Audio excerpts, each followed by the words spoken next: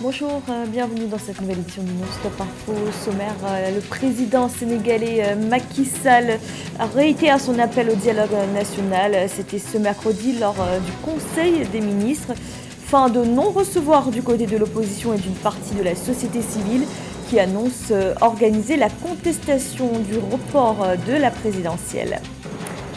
Les élections parlementaires partielles au Zimbabwe remportées par le ZANU-PF qui dispose désormais d'une majorité des 2/3, majorité qui pourrait permettre au parti de modifier la constitution et de lever la limite de 2 mandats présidentiels.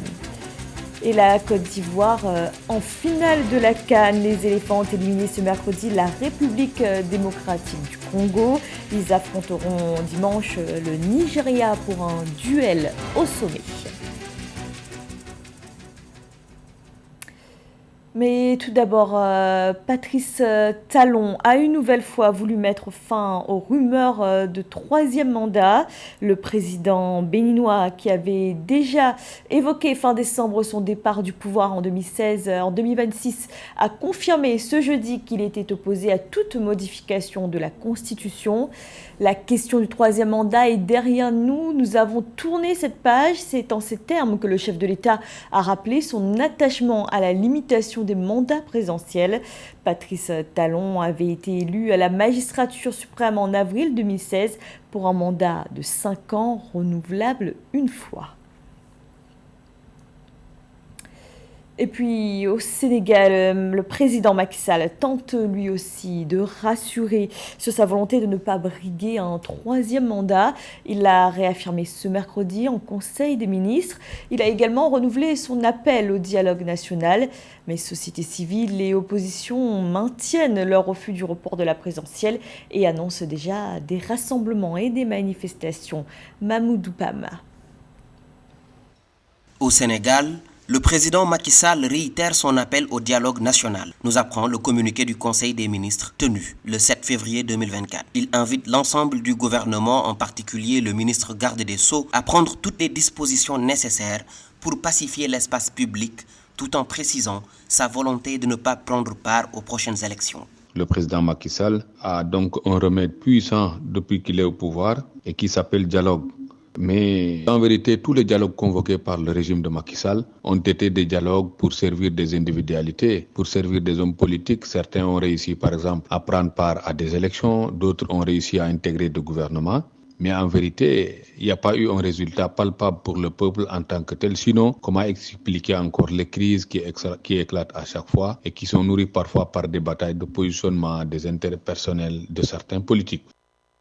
À Dakar, la capitale du Sénégal, des mouvements citoyens et organisations de la société civile ont lancé la plateforme dénommée Aar Sunu Élection, qui signifie protéger nos élections en Wolof. Une démarche qui vise à faire annuler le report de la présidentielle qu'ils jugent non conforme à la constitution du pays.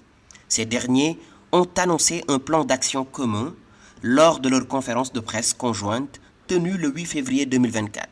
Ils annoncent des rassemblements et grèves générales pour faire respecter le calendrier électoral initial. La semaine prochaine, il est prévu le 13, un grand rassemblement. On a prévu une grève générale. Donc les syndicalistes vont y revenir civils. Nous pensons aujourd'hui qu'il faut aller dans le sens de l'organiser et espérons qu'on ne sera pas obligé de dérouler ce plan d'action. La situation politique au Sénégal reste particulièrement fragile en ce moment. Une bonne partie de la population exprime toujours son désaccord sur le report du scrutin présidentiel qui devait se tenir le 25 février 2024. À l'heure actuelle, la dernière étape de cette bataille, pour ou contre le report, consiste à la décision prochaine du Conseil constitutionnel sur les recours déposés par certains candidats. Et la situation au Sénégal était ce jeudi au programme d'une réunion d'urgence des ministres des Affaires étrangères de la CEDEAO, l'organisation sous-régionale qui a exprimé son inquiétude et a appelé les autorités sénégalaises au respect du calendrier électoral initial. Le ZANU-PF, vainqueur des élections parlementaires au Zimbabwe, des élections partielles qui permettent au parti de disposer désormais d'une majorité des 2/3 au Parlement, une majorité large qui ouvre la voie à une modification de la Constitution et à un éventuel 3e mandat du président Emmerson Mnangagwa. Les explications de Samantha Saberu-Sabwanga. Au Zimbabwe, le parti au pouvoir ZANU-PF a remporté les 6 sièges de l'Assemblée nationale lors des élections partielles tenues le 3 février 2024. Cette victoire, qui donne techniquement au parti au pouvoir une majorité des 2/3, pourrait permettre au président Emmerson Mnangagwa de modifier la Constitution pour se représenter à un 3e mandat. On constate que plus aucune zone de l'Afrique n'est épargnée par les braquages de la Constitution. Le peuple zimbabwéen doit se lever pour empêcher ce braquage de la Constitution, pour empêcher un 3e mandat à ce président, à Emmerson Mnangagwa. Bien qu'il est probable que le ZANU-PF parvienne à conserver le président Mnangagwa pour un 3e mandat, la constitution du Zimbabwe lui interdit de bénéficier de tout amendement qui étendait celui d'un président au-delà des 2 réglementés. Cela ne peut que profiter à son prédécesseur. Selon les observateurs, les changements constitutionnels dont Mnangagwa aurait besoin pour prolonger sa présidence au-delà des 2 mandats nécessitent non seulement les 2/3 des voix au Parlement, mais également une majorité populaire par référendum. Ce qui se passe comme au Sénégal, où le peuple n'a pas accepté le nouveau type de braquage de la Constitution qu'a opéré Macky Sall, je pense que c'est au peuple zimbabwéen de se lever pour empêcher cette forfaiture d'Emmerson Mnangagwa, qui s'est levé pourtant contre Mugabe pour empêcher que la forfaiture de Mugabe ne s'installe longtemps. Bien que la coalition citoyenne pour le changement, CCC, principal parti de l'opposition, ait perdu les élections générales d'août 2023, elle a néanmoins remporté plus de 100 des 280 sièges de l'Assemblée nationale, privant ainsi le ZANU-PF d'une majorité absolue. Dans l'actualité également, en Djibouti, face à la difficile sécurisation de ses voies maritimes. Difficile car les attaques menées par les Houthis se multiplient dans le détroit de Bab el-Mandeb, un détroit stratégique pour le commerce maritime mondial et qui sépare Djibouti du Yémen. Marie-Raphaël Antolo. Dans un contexte de montée des tensions en mer Rouge, Djibouti, depuis le 5 février, a intensifié ses opérations de surveillance le long de ses voies maritimes stratégiques. Le pays a à cet effet décidé d'accroître ses capacités de sécurisation des patrouilles côtières. Cette mesure vise à dissuader les attaques et à garantir la sécurité des navires et des activités maritimes dans la région, mais aussi à protéger les intérêts économiques et sécuritaires de Djibouti et de ses voisins. Le commandant de la garde côtière djiboutienne, le colonel Waïs Omar Bogoré, a souligné l'importance d'anticiper les situations afin de mieux les gérer. En effet, Djibouti essaie de se protéger contre les multiples attaques en mer Rouge parce qu'aujourd'hui, il va sans dire que sa sécurité est menacée.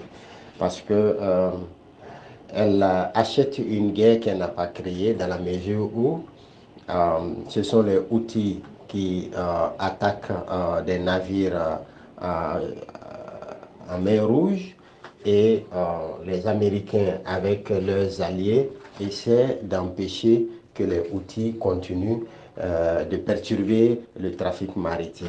Les menaces contre la sécurité maritime dans la mer Rouge se sont élargies au fil du temps, étant alimentées par les attaques des militants houthis du Yémen contre des navires de gouvernement en lien avec Israël, étant donné que la mer Rouge est à proximité immédiate du Yémen. Selon le Fonds monétaire international, depuis mi-janvier 2024, le nombre de bateaux transitant par le détroit de Bab el-Mandeb à l'entrée de la mer Rouge au niveau du Djibouti et du Yémen a chuté de plus de 50% par rapport à la même période en 2023. Djibouti, en prenant ses précautions, va sans doute pouvoir protéger ses intérêts économiques et pouvoir sécuriser ses populations et aussi sécuriser le flux maritime sur ses côtes avec ses partenaires. Djibouti abrite plusieurs bases militaires mais ne fait pas partie de la coalition internationale dirigée par les États-Unis qui a lancé des frappes aériennes contre le groupe Houthi. Le renforcement des patrouilles côtières témoigne de la détermination de Djibouti à protéger ses eaux territoriales et à garantir la tranquillité des activités maritimes dans la région. La situation reste préoccupante sur le plan économique, mais Djibouti compte sur la collaboration internationale pour faire face aux défis actuels. Direction à présent le Congo pour découvrir le marché Total à travers l'exposition de Robert Nzaou, une série de photos de ce lieu emblématique de la capitale, Brazzaville. Le vernissage avait lieu ce mercredi à l'Institut français du Congo. À travers ces clichés, Robert Nzaou dépeint la réalité du marché, mais exprime également une problématique, celle de la salubrité. Reportage de notre correspondant d'Eva Pansou. Le hall de l'Institut français du Congo à Brazzaville a été envahi le 7 février 2024 par les visiteurs à l'occasion du vernissage de l'exposition Marché Total. Ces clichés qui décrivent non seulement l'ambiance et les activités commerciales qui se déroulent dans cet espace d'échange a pour but de documenter le plus grand marché de Brazzaville, la capitale du pays. À travers cette belle exposition, on découvre qu'au-delà de tout ce qui est alimentaire, vestimentaire, il y a une vie au niveau de ce marché. On découvre la richesse de la ville, la diversité de la ville. Sur certaines photos, on prend conscience des réalités qui ne sont pas faciles, qui sont aussi des fois difficiles. Toutes les dames qui vendent dans tous les autres marchés, très tôt, elles arrivent au marché Total pour s'approvisionner et pour aller ravitailler les autres marchés on peut dire qu'ils sont dans les périphéries. Et à travers cette exposition, nous voyons cette effervescence, cette vie qui bouillonne chaque jour au niveau du marché Total. Bien que les photos décrivent un marché précis, elles évoquent la réalité d'une société congolaise où le marché populaire demeure le principal lieu d'échange et d'approvisionnement, loin du luxe des supermarchés.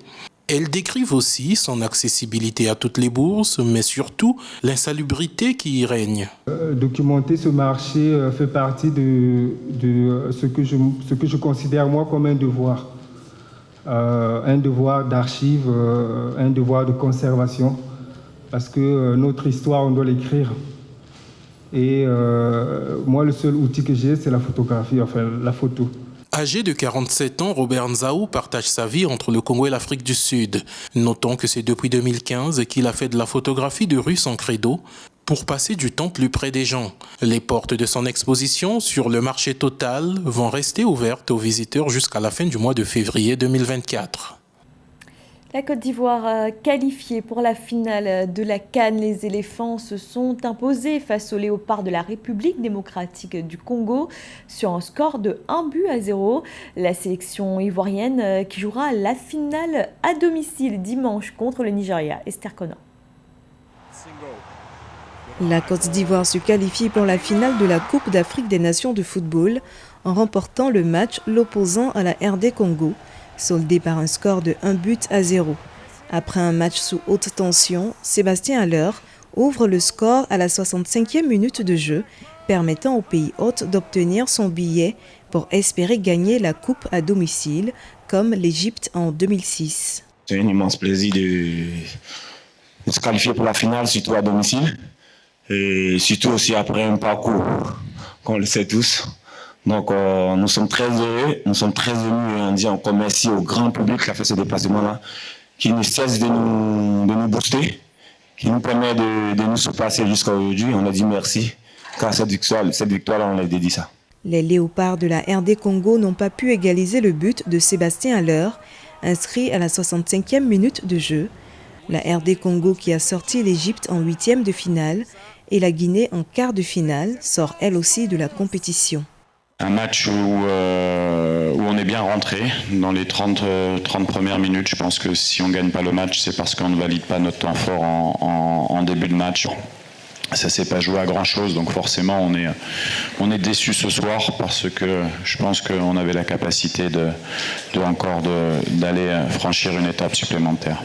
Qualifié in extremis pour les 8e de finale, après une victoire et 2 défaites en phase de poule, la Côte d'Ivoire bat le Sénégal en 8e, le Mali en quart et enfin la RD Congo en demi-finale. La sélection ivoirienne affronte ce 11 février 2024 le Nigeria, triple champion d'Afrique, au stade Alassane Ouattara d'Ebimpe. C'est la fin de ce journal. Merci de l'avoir suivi. Restez sur Africa 24, l'actualité continue.